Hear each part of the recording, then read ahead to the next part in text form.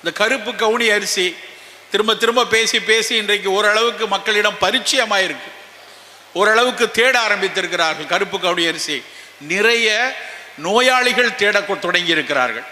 சர்க்கரை வியாதிக்காரங்க தேடுறாங்க, அத்தனை புற்றுநோயாளிகளும் வந்து இதை வாங்கி கஞ்சியாக சாப்பிடலாமா அப்படின்னு யோசிக்க ஆரம்பிச்சிருக்காங்க.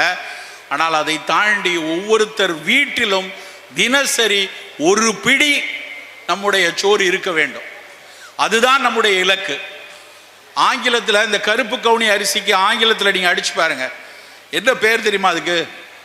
ஃபோர்பிடன் ரைஸ் அப்படிமா. ஃபோர்பிடன்னா என்ன அர்த்தம் தெரியுமா? தடை செய்யப்பட்டன்னு அர்த்தம். சீனாவில் இது தடை செய்யப்பட்ட அரிசி. எதற்காக தடை செஞ்சிருக்காங்க?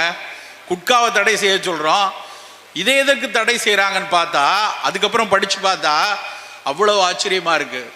இது மன்னர்களுக்கும் மிக பெருந்தகைகளுக்கும் மட்டும் உள்ளது. மற்றவங்கெல்லாம் சாப்பிடக்கூடாதுன்னு, பயிரிடக்கூடாதுன்னு திபெத்திய மன்னர்கள் வந்து, பர்மிய மன்னர்கள் ஒரு காலத்தில் தடை செய்து வச்சுருக்காங்க. ஆனால் ஆய்ந்தறிந்து பார்த்தால் இருக்கிற அரிசியிலே எத்தனை அரிசி, இப்போ 174 அரிசி இங்கே போட்டிருக்கோம், கிட்டத்தட்ட 1,65,000 அரிசி இனங்கள் இருப்பதாக இந்தியன் ரைஸ் ரிசர்ச் இன்ஸ்டியூட் கட்டாக்கில் சொல்கிறாங்க. அத்தனை அரிசிகளில் இதுவரை கண்டறியப்பட்டதில் மிகச்சிறந்த மருத்துவ குணம் கருப்பு கவுனி அரிசிக்கு மட்டும்தான் இருக்குது. அதில் இருக்கக்கூடிய அந்த கருமை நிறத்திற்கு பின்னால் ஆந்தோசைனின்ஸ் அப்படின்னு ஒரு சத்து இருக்குது.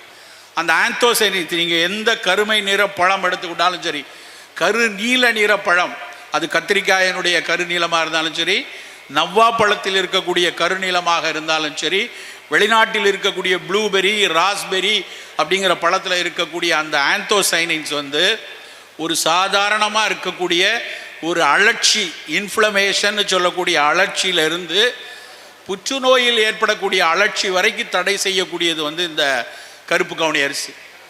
அப்போ அதை வந்து நம்ம உடனே வந்து ஒருத்தருக்கு லிம்ஃபோமா இருக்குது, சார்கோமா இருக்குது, உடனே கருப்பு கவுனி அரிசி கொடுத்தா சரியாயிரும்னு சொல்லதுக்கு வரல.